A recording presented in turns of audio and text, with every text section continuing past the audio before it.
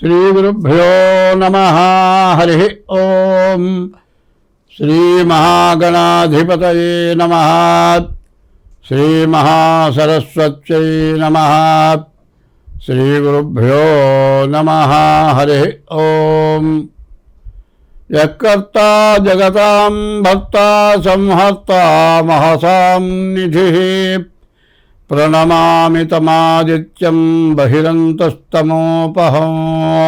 2026 సంవత్సరం మార్చి నెల 19వ తారీఖు నుండి పరాభవనామ సంవత్సరం ప్రారంభమైంది. యుగాది సంవత్సరం అంటారు. అంటే తెలుగులో సంవత్సరాది అంటారు. ఈ యుగాది ఇప్పుడు 2026 సంవత్సరం మార్చి నెల 19వ తారీఖు ఈ యుగాది ప్రారంభమైంది. ఈ యుగాది రోజున పంచాంగ శ్రవణం చేయాలి. ఈ పంచాంగ శ్రవణం మనం ఎందుకు చేయాలో వివరం తెలుసుకుందాం. పంచాంగ శ్రవణం అంటే ఏంటి? పంచాంగ శ్రవణం ఎందుకు చేయాలి? పంచాంగ శ్రవణం చేస్తే మనకు వచ్చేటువంటి ప్రయోజనం ఏమిటి? ఈ వివరాలు మొత్తం మనం ముందుగా తెలుసుకుందాం. శ్రీకళ్యాణగుణావహం. మన ఇంట్లో ఎప్పుడు శుభం మంచి జరగాలి. రిపుహరం. శత్రువులు అనేవాళ్ళు మనకి ఇక లేకుండా ఉండాలి. ఈ సంవత్సరం మనకు ఎవరితో శత్రుత్వం ఉండకూడదు, మన మీద ఎవరికి శత్రుత్వం ఉండకూడదు. దుస్వప్న దోషాపహం.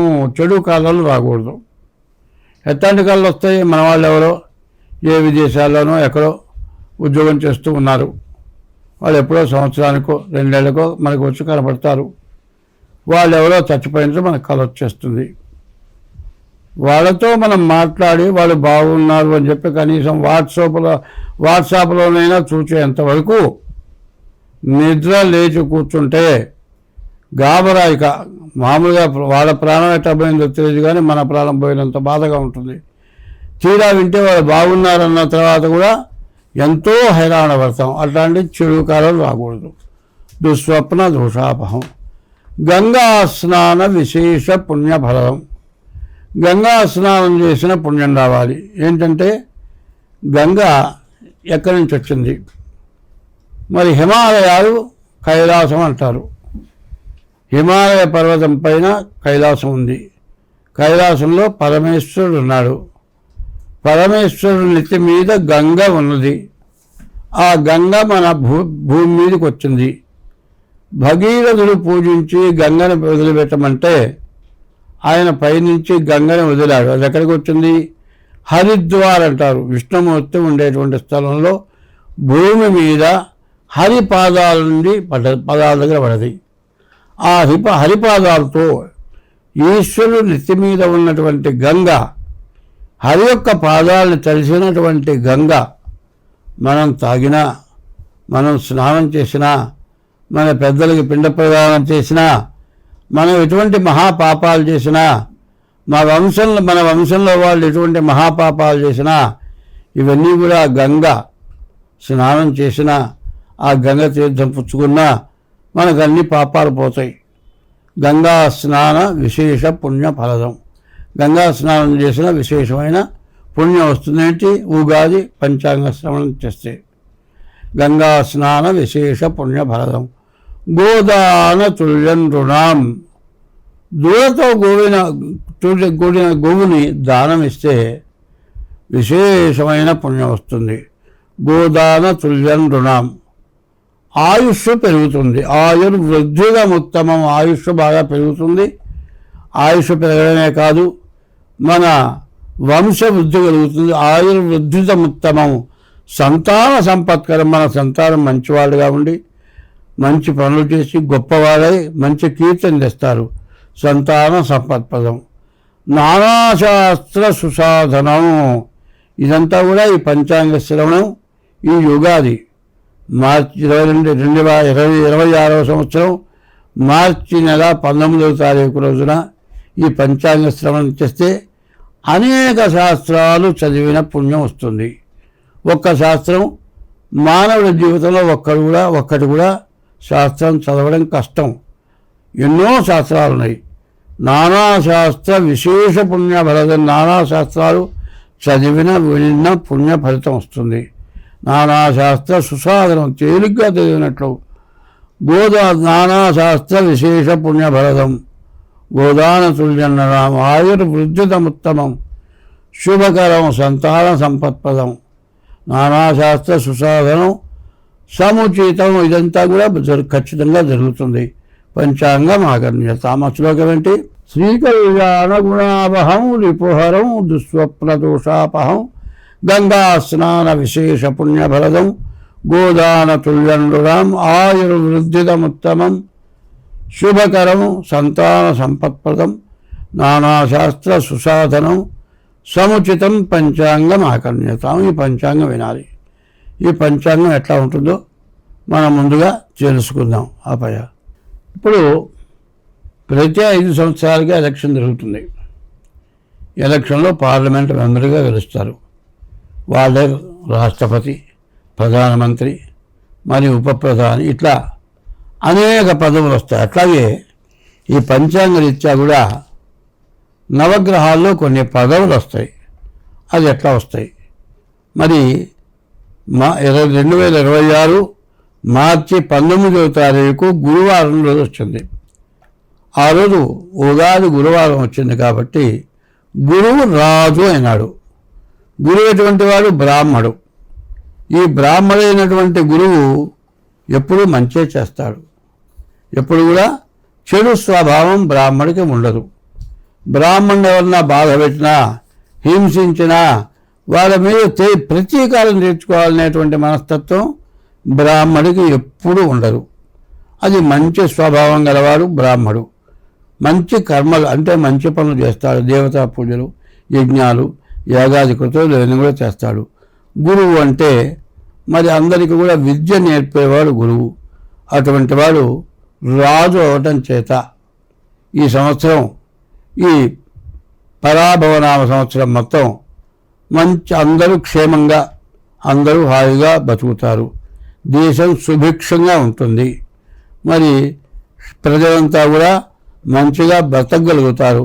మంచి వర్షాలు కురుస్తాయి, మంచి పంటలు పండుతాయి. వర్షాలు కూడా అవసరమైన టైంలోనే వర్షాలు కురుస్తాయి. మొక్క వేసాము, విత్తనం వేసామండి, ఆ విత్తనం పెరగాలంటే కొద్ది వర్షం కురవాలి. కొద్ది వర్షం కురిస్తే మొక్క పెరుగుతుంది. ఆ మొక్క పెరిగినప్పుడు విపరీతమైన వర్షం కురిసి పొలంలో నీళ్లు నిండిపోతే మళ్ళీ ఆ మొలకెత్తిన మొలక చచ్చిపోతుంది. అట్లా కాకుండా సువృష్టి అంటే మంచి వర్షం, అవసరానికి తగిన వర్షం కురుస్తుంది. పంటలు బాగా పండుతాయి. రాజు వల్ల చాలా మంచి జరుగుతుంది. ఇక మంత్రి ఎవరు? కుజుడు. ఈ కుజుడు ఎట్లాంటి వాడు? కుజుడు పాపగ్రహం. ఈ పాపగ్రహం యొక్క లక్షణం కలహం. ఇప్పుడు కూడా పాపం చేసేవాళ్ళు ఎప్పుడు కూడా ప్రతి వాళ్ళతో కూడా శత్రుత్వం పెంచుకోవటం, తగాదాలు పెట్టుకోవటం, కొట్లాటకు దిగటం, మరి అవతల వాళ్ళు తప్పు లేకపోయినా వాళ్ళ మీద తప్పు చూపించడం, గొడవలు చేయటం, ఇంతా కూడా మరి పాపం చేసేవాళ్ళ లక్షణం. పాపగ్రహం కుజుడవటం చేత యుద్ధ భయం, చోరాగ్ని భయం, దొంగల భయం, యుద్ధ భయం, అగ్ని తగలబడిపోయే భయం, తర్వాత అగ్ని దొంగల భయం, ఇవన్నీ కూడా ఉంటాయి. మధ్య మరి వర్షాలు కురుస్తూ ఉంటాయి. ధాన్యాలు బాగా పండుతాయి. ఈ ధాన్యాలకు కూడా ఎర్రటి ధాన్యం, ఎండు మిరపకాయలు, మరి తరువాత పండ్లు, ఎర్రటి వస్తువులు, కందులు, ఇట్లాంటివన్నీ కూడా పెసలు, అంటే ఈ ధాన్యాలు నవధాన్యాలు అంటారు. ఈ నవధాన్యాలు ఏంటి? గోధుమలు, బియ్యం, కందులు, పెసలు, మరి శనగలు, మరి ఉలవలు, అలచందలు, మరి నువ్వులు, మరి మినుములు, ఇటువంటివన్నీ కూడా బాగా పండుతాయి.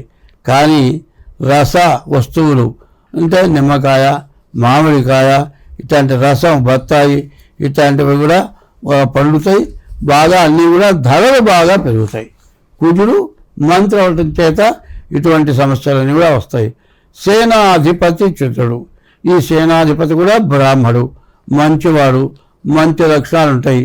ఈ ధాన్యాధిపతి చంద్రుడు అవటం చేత బియ్యం బాగా పండుతాయి, వెండి బాగా పండుతుంది, భూమిలో వెండి దొరుకుతుంది, పెట్రోల్ బాగా దొరుకుతుంది, వెన్న, పాలు, నెయ్యి, పంచదార, మరి నూలు వస్త్రాలు, బియ్యం ఇవన్నీ కూడా బాగా దొరుకుతాయి, బాగా రేట్లు కూడా పెరుగుతాయి. సస్యానుకూల ఇవన్నీ కూడా జరుగుతుంది. 4వ వాడెవరు? సస్యాధిపతి శుక్రుడు. ఈ సస్యాధిపతి శుక్రుడు ఇవ్వటం చేత శుక్రుడు వల్ల మంచి ధాన్యాలను కూడా బాగా పండుతాయి. అలచందలు, బొబ్బర్లు అంటారు, ఇవి బాగా పండుతాయి. తెల్లటి ధాన్యం కూడా బాగా పండుతాయి. మరి తెల్లటి భూములు బాగా పండుతాయి. ఇవన్నీ కూడా అంతా శుక్రుడు కూడా మంచివాడే, శుక్రుడు వల్ల కూడా మంచిగా జరుగుతుంది. తర్వాత 5వ వాళ్ళెవరు? ధాన్యాధిపతి. ధాన్యానికి అధిపతి బుధుడైనాడు. బుధుడు కూడా శుభగ్రహం చేత ధాన్యం కూడా బాగా పండుతుంది. పండినటువంటి ధాన్యం మనకు చక్కగా తినటానికి ఉపయోగపడతాయి. ఒక చెడు టైంలో ఏమవుతుందంటే మరి పంట కోతకు వచ్చేప్పటికీ వర్షం కురిసి మొత్తం తడిసిపోయి కొంత నేల పాలైపోయి కొంత దూగితే అదంతా కూడా రంగు మారిపోయి మరి ముక్కిపోయి అట్లా వస్తూ ఉంటుంది. ఈసారి అట్లా రాదు, మంచి ధాన్యం వస్తుంది, ధాన్యం టైంకి అందుతుంది, కానీ బాగా పండుతాయి, మరి తినడానికి కూడా బాగా ఉపయోగంగా ఉంటాయి. కానీ అన్ని ప్రతి వస్తువు కూడా రేట్లు ఎక్కువగా ఉన్నాయి. మరి అర్ఘ్యాధిపతి చంద్రుడు. అర్ఘ్యం అనగా వర్షం, మంచి వర్షం కురుస్తుంది. అవసరమైన టైంలోనే బాగా వర్షం కురుస్తుంది. మరి అర్ఘ్యాధిపతి చంద్రుడు తన చేత తేనె, రసాలు, ఉప్పు, మనులు, శంఖాలు, ముత్యాలు, చేపలు, గోధుమలు, ఆహార ధాన్యాలు, పెట్రోలు, ఇంధనం, ఇవన్నీ కూడా నూనెలు, శనగ నూనె, నువ్వుల నూనె, నెయ్యి, వెన్న, పాలు, పెరుగు, ఇవన్నీ కూడా మరి అర్ఘ్యాధిపతి చంద్రుడు అవటం చేత ఇవన్నీ కూడా బాగా పండుతాయి. తర్వాత మేఘాధిపతి చంద్రుడు. చంద్రుడు కూడా 3 స్థానాలు వచ్చినాయి.